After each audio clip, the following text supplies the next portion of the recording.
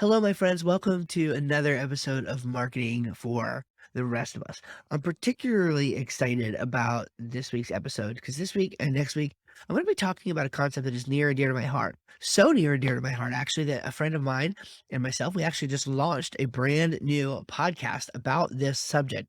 And I'm going to tell you a little bit about that as well. But this week and next week, I want to talk about the concept of story. This is going to be a little less structured than our typical podcast is, and the reason is because I really just have some thoughts that I want to sort of share a little bit more off the cuff with you. This is not necessarily a didactic step one, step two, step three kind of thing, because it's just more conversational and it just needs a little bit more explanation. What am I really getting at here? What is the big gist of what's happening? Here's the idea. Your stories in your business, your origin story, how you started the business or how the business got its founding. We started in 1957 in an old bakery built, all of those things that you might go to someone's website and find because they're proud of the business that they built. What's interesting is that those things do not matter one bit to your potential clients or customers. They just don't. And yet so many people make the mistake of making the website all about them, all about their business, all about themselves, and not about the client or the customer or the student or the member, depending on what kind of organization that you are running. It's really fascinating. It's actually what I consider to be one of the paradoxes of marketing is that your story doesn't really matter that much, and yet your stories actually do matter quite a bit. And that's what we're going to talk about in next week's episode, okay? Why your stories actually do matter. But for right now, I really do need to make it clear, and you need to let this sink in that your story does not matter to your customers, okay? The first thing they are thinking when they're coming to your website or they're coming into one of your sales funnels or they're reading one of your emails or whatever is what's in it for me. That's all they care about. I promise you. Everyone in their own mind is the hero of their own story. Now, for learning further about this, I really do recommend you read a few books by Donald Miller. Story Brand is a fantastic book. Marketing Made Simple, which is basically how to apply the principles you learn in Story Brand, is another fantastic book. Another book that talks a lot about this is Expert Secrets by Russell Brunson. These are all good books that will sort of illuminate this for you. Probably none better than Donald Miller's Story Brand, though.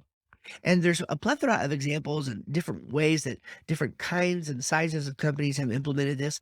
But the core big idea is that when a client or a customer or whatever comes to your website, they really need to be able to feel as though you have the solution that they are offering.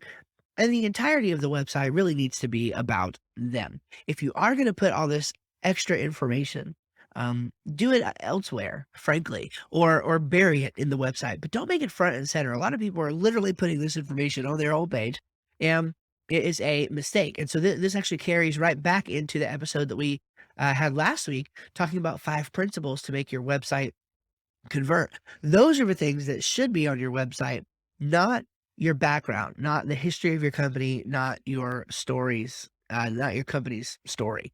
Okay, frankly. And the reality is, and this is what Donald Miller talks about in the book, is that your customers are thinking 2 things. They're thinking, okay, as it relates to this service provider, as it relates to this product and being asked to engage with or to purchase, how will this help me?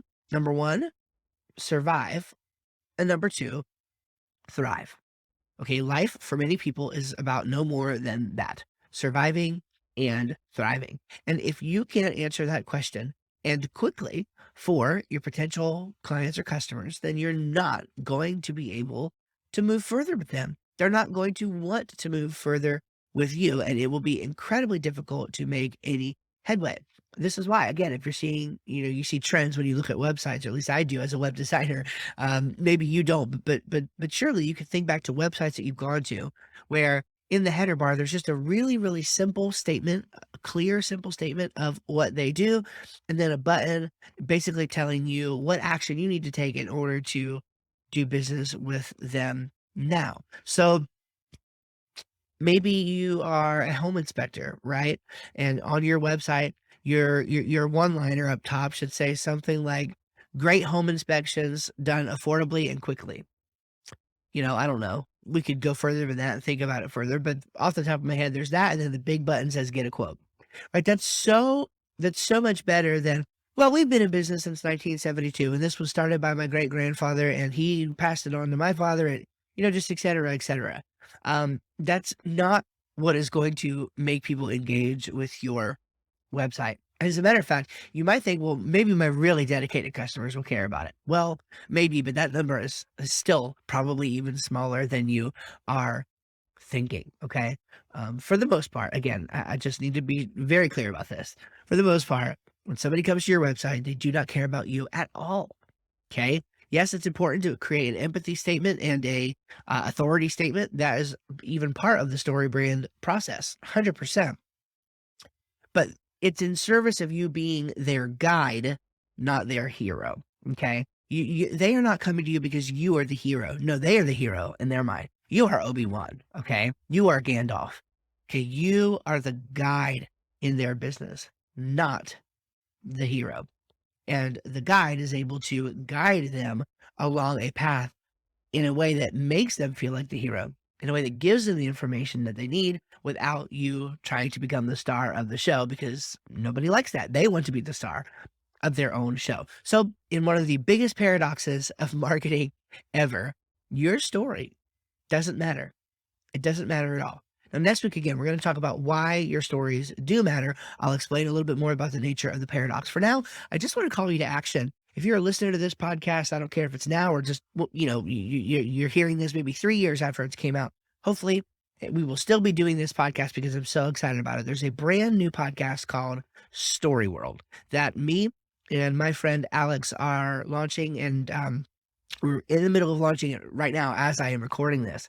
And we have a few episodes backlogged up already, which is awesome. And we're going to be getting those out. And Story World is this interesting combination of a fiction writer's experience and a marketer's experience with story. I'm the marketer. Alex is a fiction writer.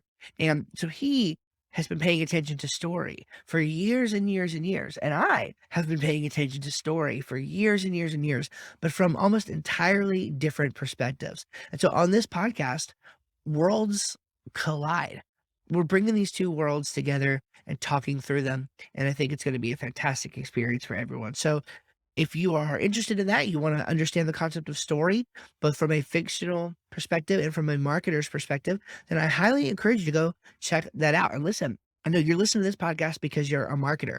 Don't think for a second, okay, that this will not be applicable for you. One of the big reasons that I even started this podcast with Alex is because as a marketer who understands the importance of story, I wanted to dig even deeper into the fiction world from that standpoint and mine for as much data as I possibly can about what makes stories compelling so that I can learn to tell better stories and sell more products and services for both me and my clients. So that's my goal as a co-host of the podcast. So surely that is your goal and can be your goal as a listener. So go listen to Story World. Check that out. You can find it on any podcast player that you'd like. And I'm excited about that. Okay. Thank you guys so much for listening and watching here this episode of Marketing for the Rest of Us. I can't wait to talk to you next week about why your stories actually do matter. And let me just pre-frame by saying the irony of everything I just said is that storytelling, your stories, your storytelling is the most important thing about marketing.